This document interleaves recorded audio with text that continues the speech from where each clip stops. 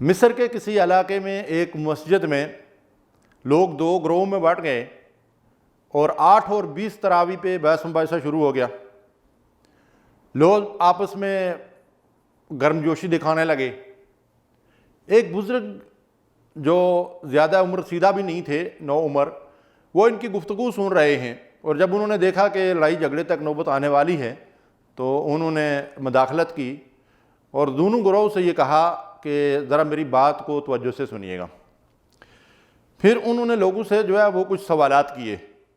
ایک سوال ان سے یہ کیا کہ ذرا مجھے یہ بتاؤ کہ یہ نماز تراویح جو ہے نفل ہے، سنت ہے یا فرض واجب ہے؟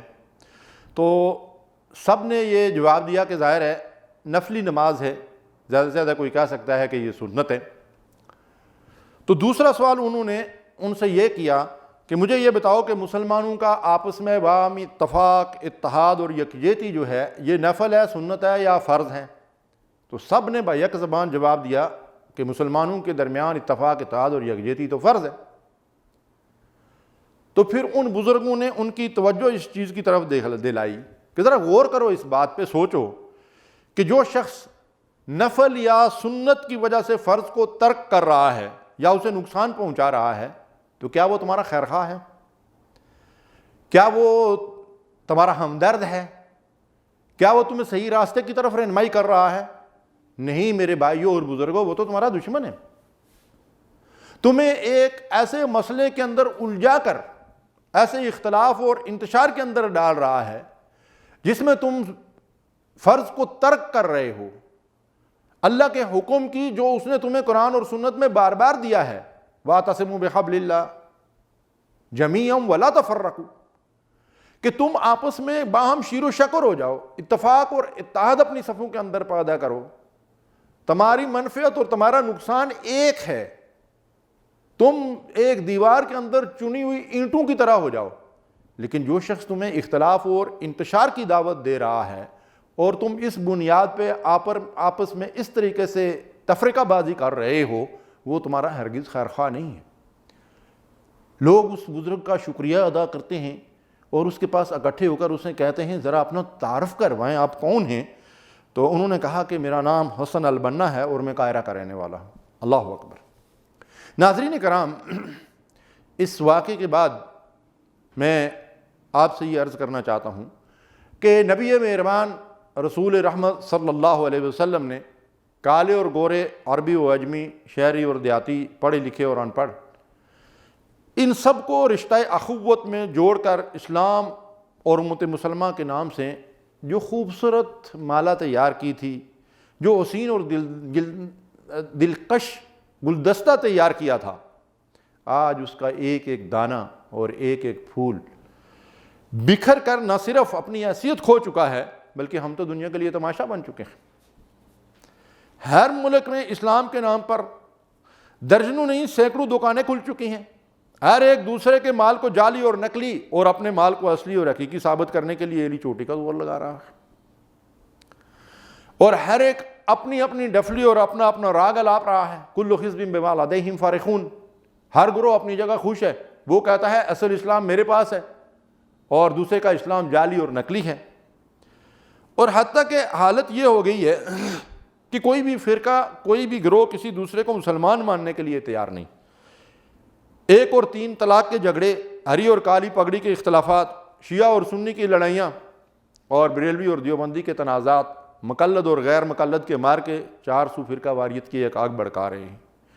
کاش کوئی مسلمان، کوئی مرد مومن، کوئی حسن البنا جیسا خیرخواہ ان کو یہ سمجھا سکے کہ ایک ہوں مسلم حرم کی پاسبانی کے لیے نیل کے سائل سے تا بہا کے کاشور، اور منفعت ایک ہے اس قوم کی، نقصان بھی ایک. کوئی بڑی بات تھی ہوتے جو مسلمان بھی ایک. اللہ نے ہمیں ایک ہونے کا سبق دیا.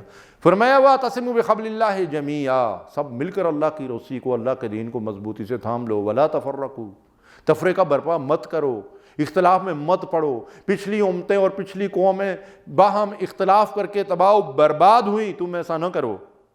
فرمایا ان الذین فرقوا دینہم وکانوا شیعا لست منہم فی شیء.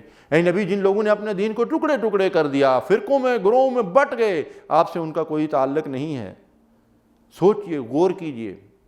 اللہ تبارک و تعالیٰ نے ہمیں بار بار خبر دیا اور بار بار فرمایا ولا تفرقوا واختلفوا من بعد ما جاءهم البینات، ان لوگوں کی طرح مت ہو جانا جو روشن دلائل آنے کے بعد اختلاف کر کے فرقوں اور گروہوں میں بٹ گئے۔ اولئک لہم عذاب عظیم، ان کے لیے اللہ نے بڑا عذاب تیار کر رکھا ہے۔ محترم بھائیوں اور بہنوں، ذرا سوچو اور غور کرو کہ سابقہ قومیں جن کو اللہ نے کتابیں دی تھی، انبیاء بھیجے تھے، اور ان واضح اور روشن ہدایات کے بعد وہ فرقوں کے اندر بٹ گئے، جیسا کہ حدیث میں آتا ہے کہ 72 فرقوں کے اندر بٹ گئے تھے، تو اللہ تعالیٰ فرماتا ہے کہ ان کی اس فرقہ واریت کی وجہ سے ان کے لیے اولئک لہم عذاب عظیم، بڑا عذاب ہے جو اللہ نے تیار کر رکھا ہے۔ اگر وہی کام ہم کریں گے تو ہماری اللہ کے ساتھ نعوذ باللہ کوئی رشتہ داری ہے؟ اللہ کی سنت تو سب کے لیے برابر ہے، اللہ کا بے لاگ انصاف تو سب کے لیے جو ہے ایک ہی اصول کی بنیاد پہ ہے کہ جو کام وہ کر کے اگر اللہ کی رحمت سے دور پھینک دیے گئے تو وہی کام ہم کریں گے تو ہم اللہ کی رحمت کے مستحق جو ہے وہ کیسے بن سکتے ہیں؟ یہ فرقہ واریت، یہ اختلاف اور یہ انتشار جس نے ہماری مسجدوں کو تقسیم کر دیا، اور ہمارے ہاں لوگوں نے بڑے خوبصورت ٹائٹل سجا رکھے ہیں، کوئی اہل سنت ہے تو کوئی اہل حدیث، کوئی پیر طریقہ ہے اور کوئی رہبر شریعت، کوئی امام برحق ہے اور کوئی علامہ دہر، لیکن سب کے سب فرقہ واریت کو الا ماشاءاللہ اس آگ کو بھڑکا رہے ہیں جس کے اندر ہم جلتے جا رہے ہیں، ایک دوسرے کو اسلام سے خارج کر رہے ہیں۔ اب تو بعض فرقوں نے جو ہے وہ جنت اور دوزخ کے فیصلے بھی کرنے شروع کر دیے، پورے کے پورا فلاں گروہ جنتی ہے اور فلاں گروہ جو ہے وہ دوزخی ہے، فلاں لوگ جہنمی ہیں اور فلاں لوگ جنتی ہیں۔ میں جس موضوع پر آپ کے سامنے گفتگو میں آغاز کیا تھا کہ حق کی تلاش، اس حوالے سے رائے حق کی تلاش کے حوالے سے یہ عرض کرنا چاہتا ہوں کہ ہر مسلمان پر اس کی استطاعت کی حد تک صحیح اور غلط کی تمیز اور حق اور باطل کی شناخت اور پہچان کی جستجو کرنا، میں سمجھتا ہوں کہ یہ فرض عین ہے۔ آئیے ہم سب مل کر اس گور نایاب کی جو فرقہ واریت کے ملبے میں گم ہو گیا ہے تلاش اور جستجو کریں۔ پہچان اور شناخت ہم بتائے دیتے ہیں، جوہری کی نگاہ ڈالنا آپ کا کام ہے۔ میں جو نبی کریم صلی اللہ علیہ وسلم کی ہدایت ہے اس کی روشنی میں جو گروہ حق پر ہے، قرآن و سنت سے اس کی جو علامات اور جو نشانیاں ہمیں ملتی ہیں ان کی طرف نشاندہی کرنا چاہتا ہوں۔ آپ ذرا اپنے ملک کے اندر تلاش کیجئے کہ یہ حق کن لوگوں کے اندر پایا جاتا ہے۔ جو لوگ بکھرے موتی نہیں بلکہ ایک خوبصورت ہار کی طرح جماعت بن کر ایک دوسرے سے جڑے ہوئے ہیں، اس لیے کہ اللہ اور اللہ کے رسول نے یہ ہدایات دی ہیں کہ مسلمانوں ایک دیوار کے اندر چنی ہوئی اینٹوں کی طرح باہم جماعت بن کر باہم مل کر شیر و شکر ہو کر زندگی بسر کرو۔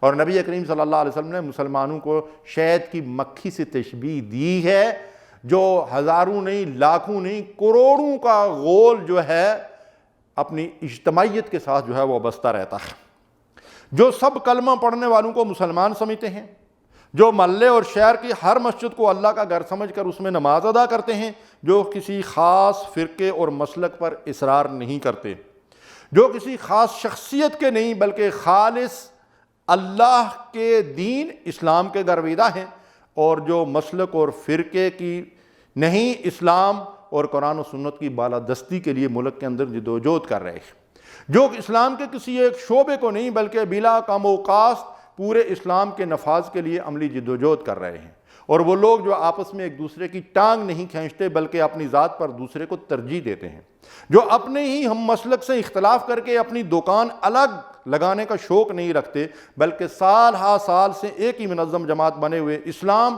امت مسلمہ اور اس ملت کی خدمت میں زندگی کے ہر گوشے اور شعبے میں پیش ہیں، جو قیادت اور منصب کی رسہ کشی کے بجائے طے شدہ اصولوں کے مطابق اپنے میں سے اہل ترین کو قائد تسلیم کر کے اس کے پیچھے چلتے ہیں، جن کے ہاں بیت المال کی پائی پائی کا آڈٹ ہوتا ہے اور جن کو قوم صادق اور آمین کی حیثیت سے جانتی اور پہچانتی ہے۔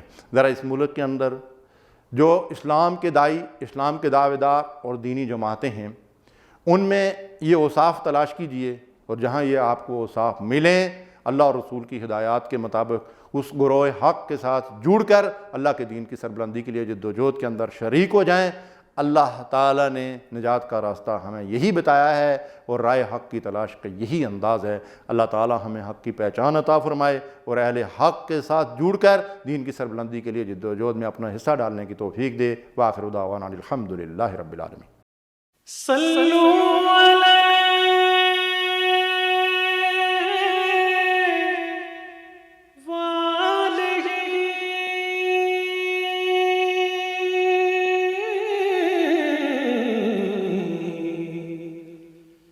صلوا علیہ